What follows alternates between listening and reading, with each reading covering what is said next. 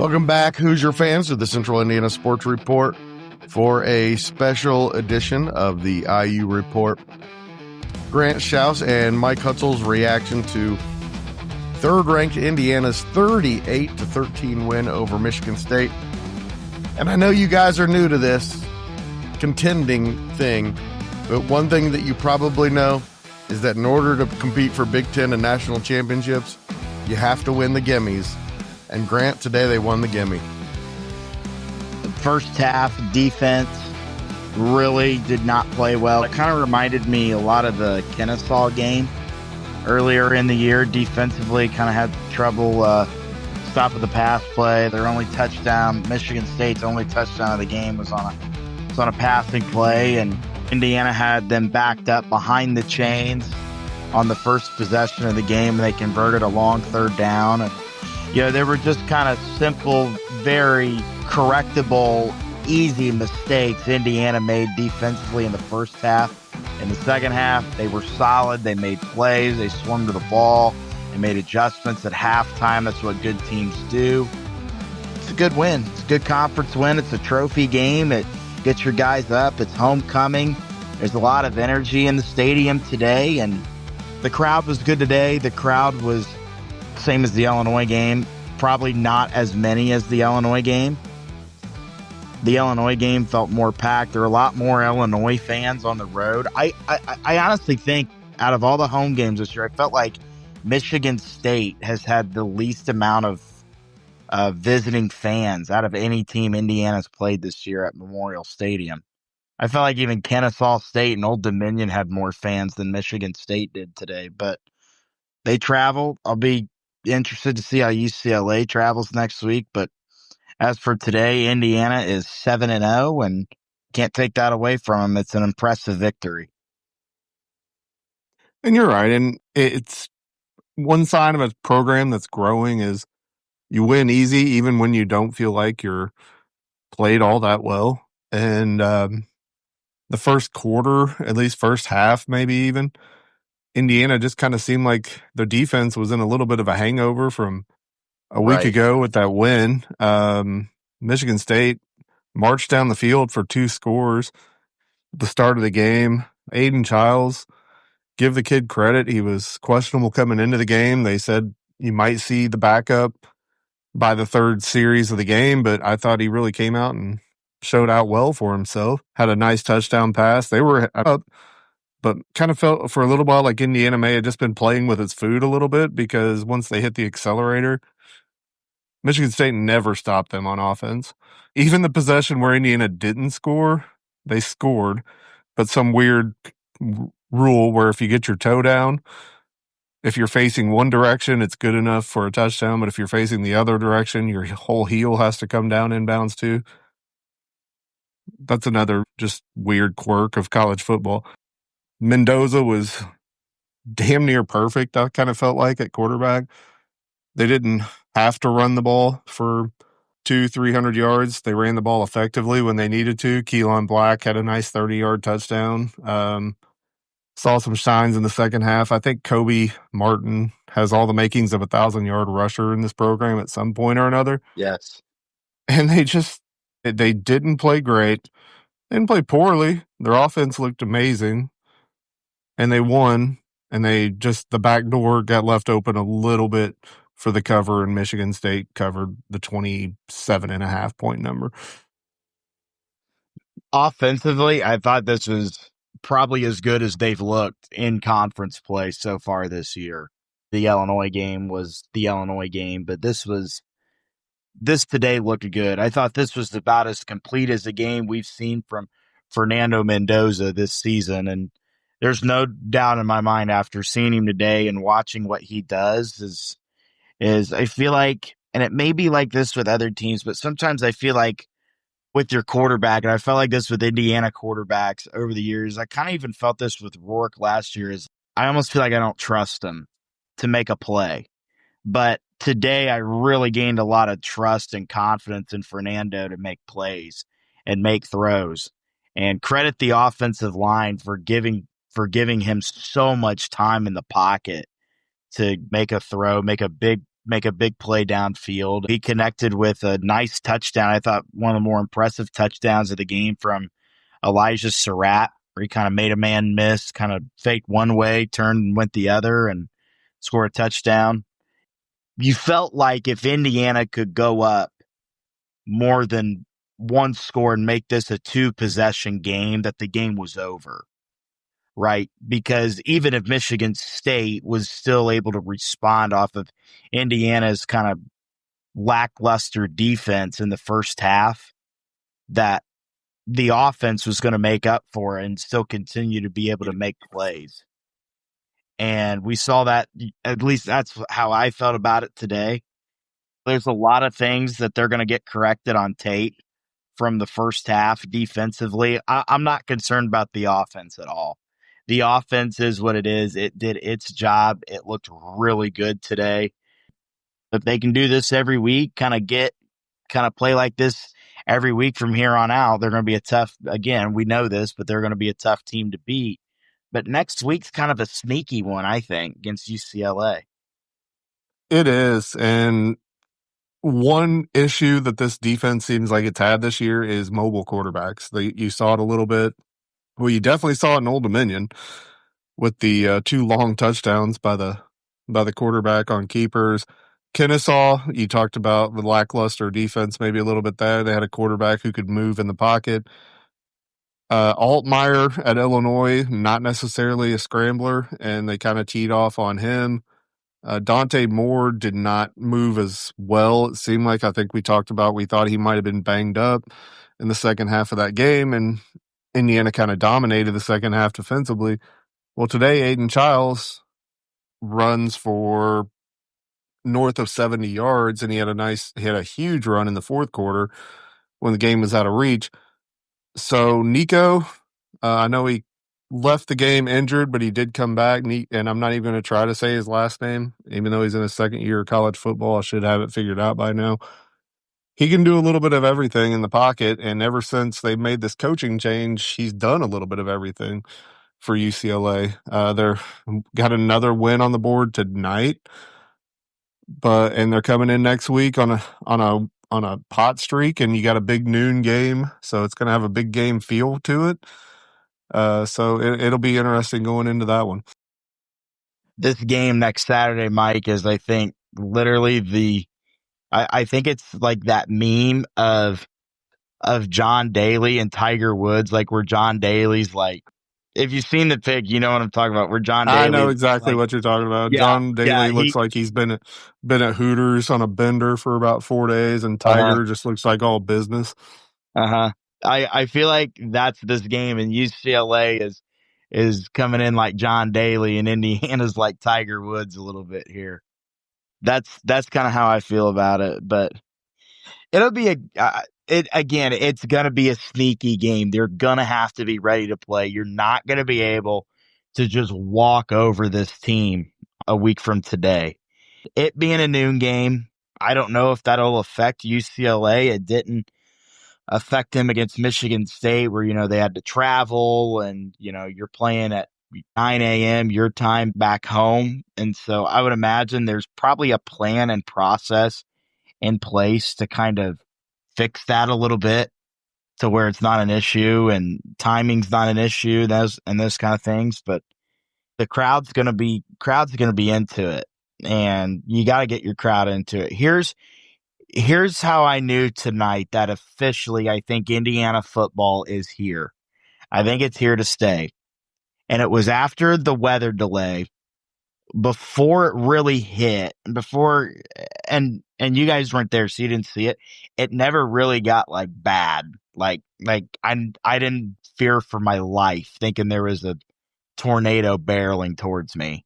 It just got a little windy. Temperature dropped maybe 10 degrees, 10, 12 degrees, and it got a little cool out, but it never really got ramped up. There's some hard rain for a few minutes. That's all that really happened. We actually left the stadium and went to a family friend's camper they had. Walmart. We went there before the game. That was before the game. But we went to family friend's camper, just kind of hung out in there. And we actually went back into the game later on. And I was telling my girlfriend, I was like, hey, when we go back in there, like everybody's left. Like I'll be surprised if there's really still a lot of people here. And I got in there and it was still full. Everybody came back.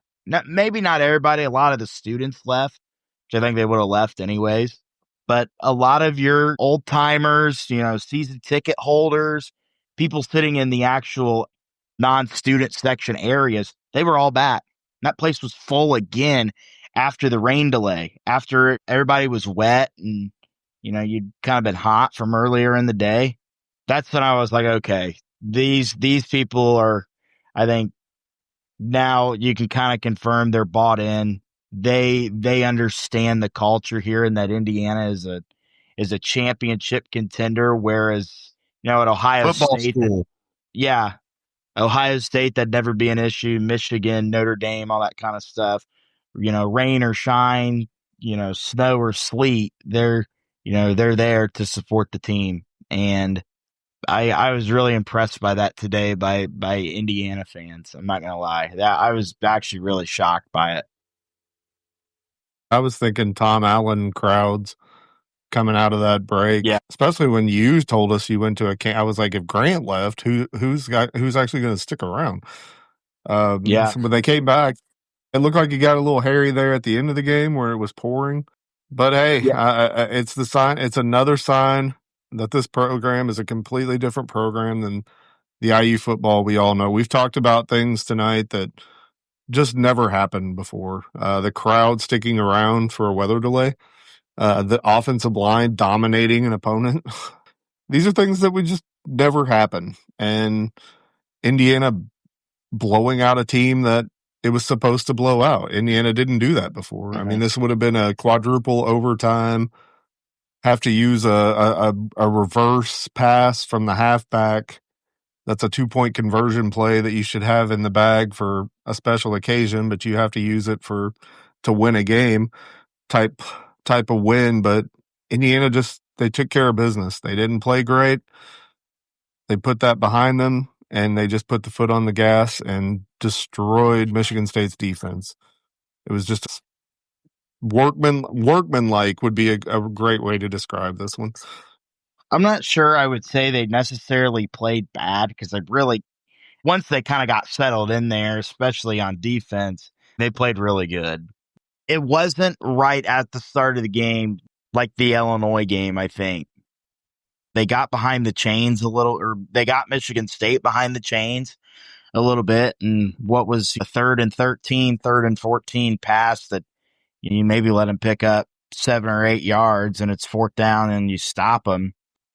That's kind of what you expected. And Michigan State just made plays and just kind of moved it down the field. Maybe a little more than what Indiana expected, maybe a little more than what people expected. Here's what I'll say about Michigan State today. Michigan State did something, and I don't know if you guys noticed this. Michigan State did something today that I saw a 1A high school team do on Friday night, and that was send your offense out there like you're going to go for it on 4th down, and then the quarterback punts it. I turned to my girlfriend. I was like, I don't think you realize what we just saw there. That is kind of rare at the college level. You don't necessarily see the quarterback punt the football like that. And it actually, thank God, it worked out for Indiana. It ended up bouncing in the end zone. I think the thing was to try and pin him deep because they're kind of punting in a weird spot. But Indiana still made the plays when they needed to make them. Omar Cooper was good today. I thought the receivers were good today. EJ Williams probably had the best game of the season for him so far. It's just one of those games we're not shocked by the result. It's not like the Iowa game where they got dominated. It was a field position battle. It's not like the Oregon game where you didn't know if they had a shot going in and they kind of shocked the world a little bit. It's not the Illinois game either where you didn't expect it to be 63-10. It went about the way we thought it would go. It was actually probably a closer game than what we thought it was going to be, and they still won by 23 points. They went in, to sum it up, they went in and they did what they were supposed to do, and that's all that's all you can ask for. You're absolutely right. And you talked about EJ Williams. it feels like this team can just start to add to what they've already shown. We know what Omar Cooper is. We know what Elijah Surratt is. We know what Riley Nowakowski is. If you can add EJ Williams, who's a talented enough player that he was recruited by Clemson initially, and he transferred out. So you add maybe another weapon in the passing game, and I still feel like before the end of this year, there's going to be a big Kobe Barton game somewhere along the line. He's already had a couple 100-yard games, so it's probably dumb to say he's going to have a big game. But those were second half games that they were dominating. I feel like that kid's going to play a key role in one of these wins coming down the road. And I think he's going to absolutely be a right, star for them here in a few years. He just looks explosive. If you remember Tevin Campbell at all, when he was at IU, he just had that gear that some Tevin other running Coleman. backs did. Tevin Coleman. Tevin Campbell was a pop singer from 1990s. I thought. Going back to Can We Talk for a minute? Jeez. All right. It's 11:30 at night. Come on. Give me a little bit of a break here. Tevin Coleman, sorry. That gear that he had when he was at IU, he could hit the hole fast and dust guys. I kind of feel like you see a little bit of that with Kobe. He can get through the line a lot quicker than you're used to seeing, and I just feel like this kid is he's going to break one in a key moment this year. I agree with you 100%. That's a really good comparison from Kobe Martin to Tevin Coleman. If you can keep him in the program, I think you're going to get a nice little kind of what you got going on now with Fernando and Hemby. I think you could get that with Alberto and Kobe Martin in a year or two. So we'll see. I was surprised we didn't see Alberto today.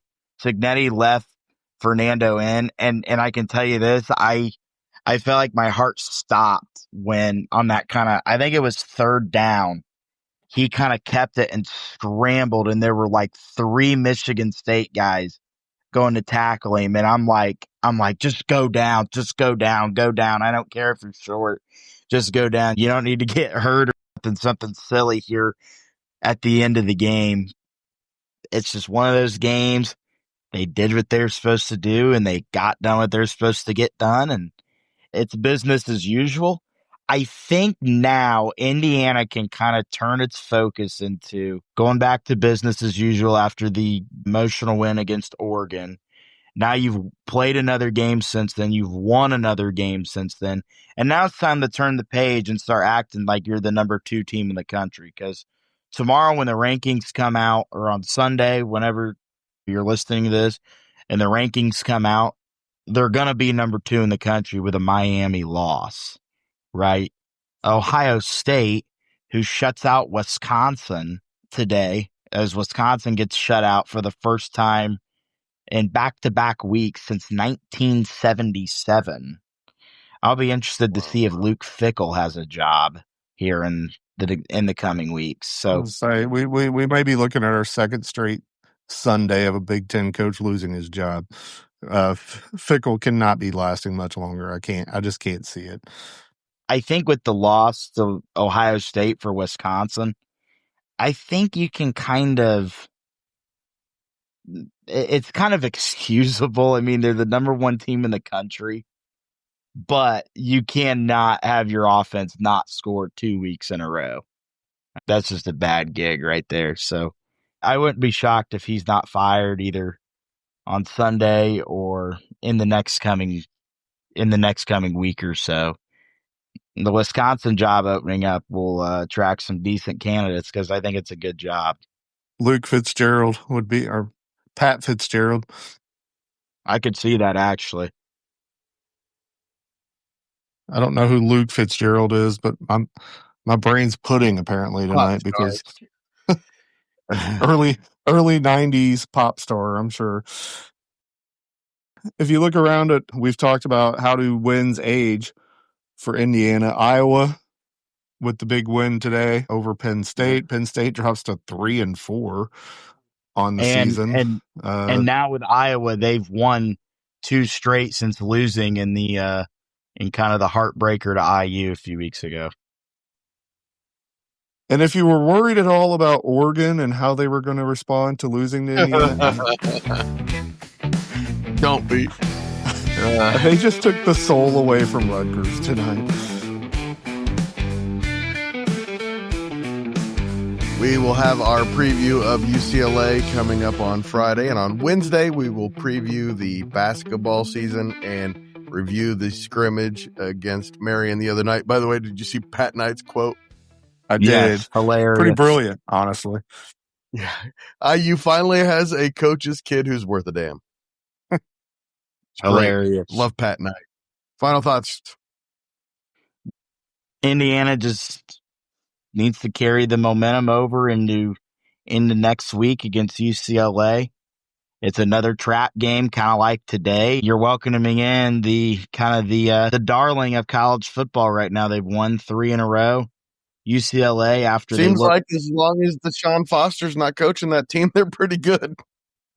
Seriously, he must have not even had them even knowing where the practice field was located. He had to be. He had to be on some Jerry DiNardo level coaching there. Indiana, I think they're going to carry the momentum over into next week. Like we said, a little bit of a trap game. UCLA's got the handsome offensive coordinator who may or may not be mistaken for Will Rutherford. I'll be curious to see how they respond. My dad told me something interesting the other night about coaching is that as a coach, when you have your team dialed in and focused and locked in, and when you don't, Cignetti knows he's got him. He's got him right where he wants him. And they're dialed in, they're focused, and I expect them to come out next week and I don't know about dominate and pound UCLA, but I expect them to kind of come out and maybe do kind of what they did today against Michigan State to UCLA next week. But we'll never know. And I want to end my final thoughts with this was signing Sig to the extension for 8 more years or 7 or 8 more years, whatever it is. Thank you to Scott Dolson and thank you to Pamela Witten for investing into football and all the donors to cough up the money because Indiana's building something special and they're just now getting started. Here are my final thoughts, guys. UCLA, Maryland, Penn State, Wisconsin, Purdue. That's the remaining schedule. It's a favorable path. You think? Let's be honest. It might be easier than their preseason schedule that everybody on. Maryland's going into Mike Loxley mode. They started out hot. They're not hot anymore. UCLA's offensive coordinator has the most punchable face in college football. They're the danger game. Penn State's Penn State. I mean, going there, they're not good. They're having a nightmare season, but until you go there and you win, you can't take that for granted. Sure. But the thing is, if you lose at Penn State, it still doesn't damage you in the Big Ten or the playoffs. And then Purdue with their head coach who's putting the O in the O for the Big Ten, Barry Odom. Starting to wonder if Mr. Lombardi's shine is starting to wear off. A shutout loss today. I just want to remind people they got shut out by Northwestern today. Thanks for that. Yeah, I'm here for you, Greg. So the podcast with Jake Dunn is, if our text chain is any indication, not going to be a lot of fun. Not real optimistic after that one. But basketball season's coming up. Don't remind us. We're Indiana fans. Football school. It's absurd, guys. Please join Grant, Mike, and myself Wednesday for our IU basketball season preview and Friday for our IU UCLA preview. We have lots of other stuff besides just IU coverage, so please go subscribe so you don't miss any of it. Appreciate it. Central Indiana Sports Report is a product of ITG Media and I love Susan.